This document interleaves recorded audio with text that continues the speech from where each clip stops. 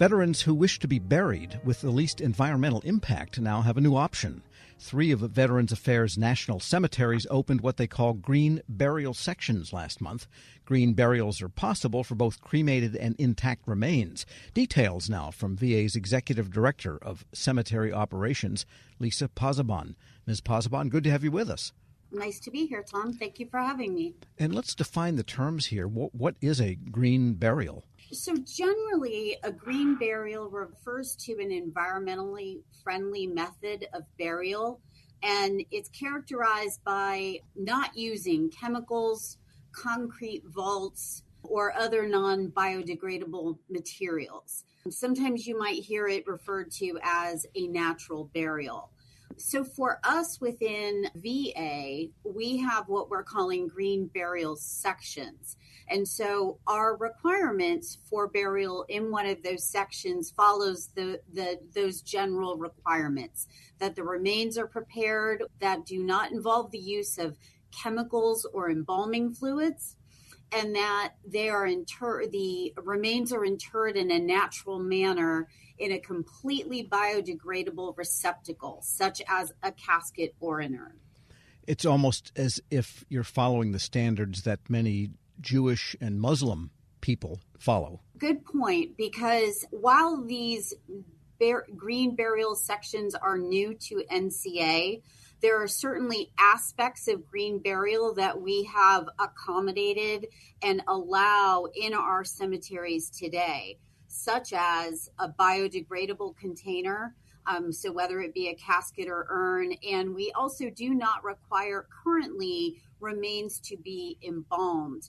The main difference is that families that choose aspects of a natural burial will be interred either in-ground in a casket or in-ground cremain section, or above ground in one of our columbaria niches. And those are maintained, like we do all other sections. So they do not have some of the same characteristics that our green burial sections will have. And it's okay to do burial of intact remains in this manner publicly and in the ground? I mean, there's no groundwater or well issues? Absolutely not. We get that question a lot, that there's concern. It's actually the most natural method. How remains were buried many years ago versus the chemicals that are used or the metals and the concrete that are part of what has become the burial process in some cases. Sure. So definitely cleaner. And if, again, sticking with the intact idea, then there is usually the urgency to get the burial done quickly after the person passes. Correct. It's usually the state that is controlling how remains are, held. And if embalming is not done, funeral directors have a responsibility to be storing remains in a particular way that helps to preserve them, even if chemicals are not used. We understand that when a family is choosing not to embalm and is looking for a natural burial option, they, are likely to want to do so in a reasonably fast manner. And while we can't guarantee that next day burial, will always be an option, we will do our best to accommodate once a family calls and establishes, or through their funeral home calls and establishes their eligibility and requests scheduling. We're speaking with Lisa Pozzebon. She's Executive Director of Cemetery Operations at Veterans Affairs Department. I guess it's the Veterans Cemetery Administration, specifically the third leg of VA that's a little bit smaller than the other 2 big ones. Tell us more about this particular program. Which cemeteries have these areas and what is the capacity within those cemeteries? So we have 3 cemeteries that currently have green burial sections established and open for interments. And those are Florida National Cemetery in Bushnell, Florida. It's east of Orlando. We have one in Pikes Peak National Cemetery in Colorado Springs, Colorado, and the National Memorial Cemetery of Arizona in Phoenix.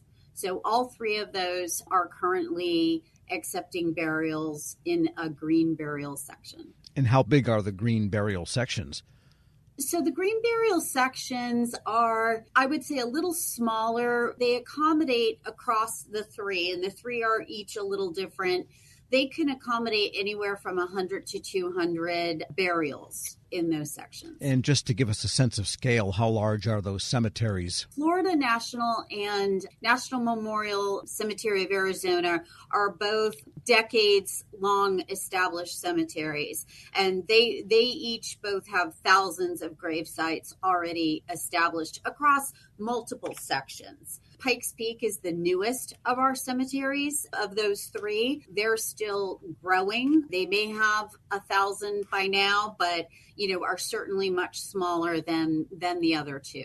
And what is the demand? How do you know how many people can you plan, for VA, for veteran burials?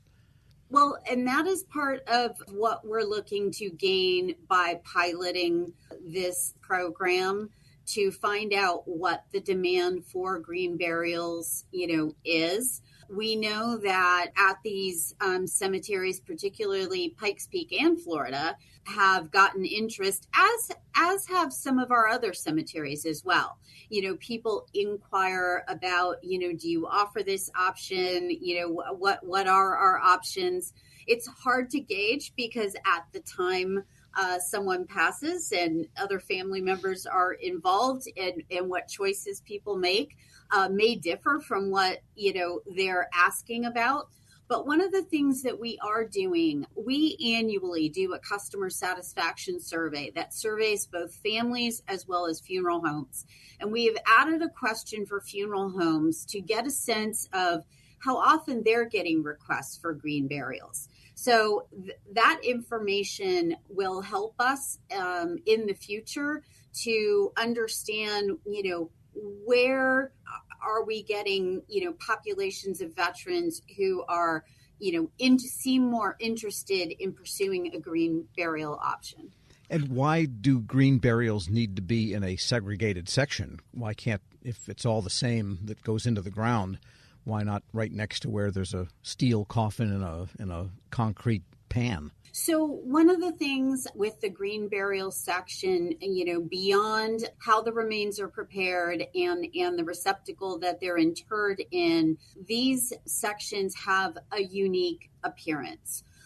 For one, they are going to be, and are maintained with a more natural aesthetic, using natural grasses that you might find more in that area.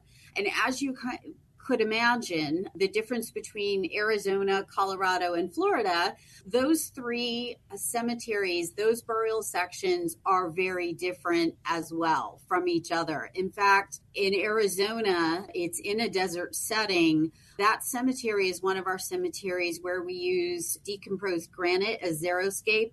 And so there are, very limited plantings. There are some cacti throughout the cemetery and a few desert plants, but it is a very different environment than, say, the prairie setting you kind of find in Pikes Peak in Colorado Springs. So they're very different. We also are, in maintaining those sections, minimizing the use of fertilizers, pesticide, and irrigation in keeping with the natural environment. We also have a unique marker that we are using in those sections, a lower profile marker that has a more natural appearance that, will fit in with that environment. The other thing that you might notice too, because again, given the nature of the type of burial, our practice for, say, intact remains, when we inter, we will be mounding soil. So if you've ever been to, a cemetery and after an interment, everything's level, they may roll sod back on and it almost looks like nothing happened. In these green burial sections, you will see more of a mounded, almost barrel shape over the designated grave site, because we're allowing for the natural, settling and decomposition, and it'll